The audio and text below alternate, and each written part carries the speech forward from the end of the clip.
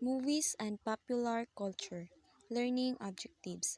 In this chapter, you are expected to be number 1. Film can be interpreted as a field of popular culture.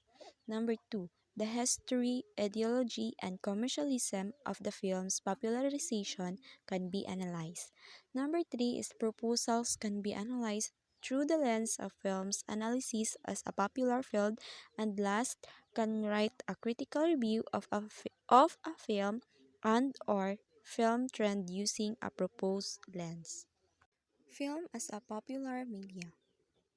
Film as a popular media.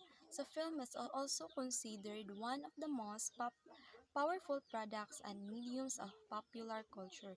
So ang film is ginatawag pud ni siya na isa ka popular entertainment kay diri surely sa film makagain siya og daghang audience and viewers. The Birds film is defined in Ursel on 2007 as a large spectacle of production, distribution, and reception of knowledge, culture, and images as one of the popular forms of media. So sa research or pag-study ni D. Board sa Ursel atong 2007, the film is a large spectacle or ginaturing na dakong event na produkto. Napod siya distribution of knowledge na makatabang sa mga audience or mga viewers, also sa ang mga culture and images na nahimong popular tungod sa media.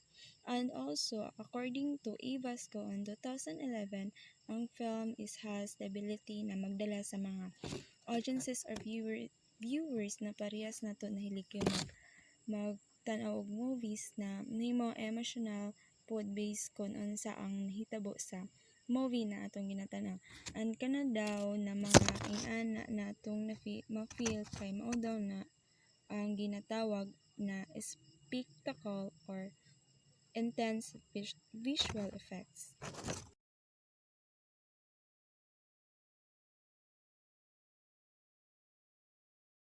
Film is a powerful force to create the presentations of different social conditions and classes. Therefore, it is possible to watch a movie or a movie as critical space for the audience to place their own experiences, problems, and aspirations while visually going through the stage of discovery. Also, ang film pod isa ay Also, ang film pod kay naga-create og presentations na nagbase sa mga kultura sa bisan asang lugar. Possible pod ang pagbuhat sa film is nagatanaw sila sa ilang mga background sa ilang life na ginabase nila sa own experiences, sa mga problems or etc. na nagpahimo sa mga tao na nagpahimo sa creator sa films o kanang more imaginable sa bisan asa na sa bisan unsa na mga butang and para makabuhat sila og lain-laing films.